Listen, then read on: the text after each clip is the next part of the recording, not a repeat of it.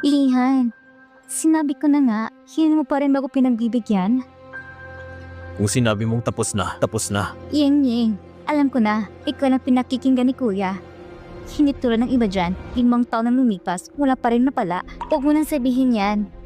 Secretary Song, pasensya ka na sa nangyari. Humihingi ako ng paumanhin para kay Yisin, pero sinabi na ni Lian na ayos na. Kaya kalimutan na natin. Yan, Lihan. Isang salita lang pala ng iba. Pwede ka ng pabago-bago ng desisyon. Sasakyan ni President yan ito. Kung anong sabihin niya, siyang masusunod. Song Shang, ngayon malina na diba? Kahit ako pang sadyang gumasgas sa sasakyan, isang salita lang ni Ying at palalampasin na ni Kuya ang lahat. Kaya mo ba yon? Habang buhay mo hindi mo mararanasan pabor ni Kuya.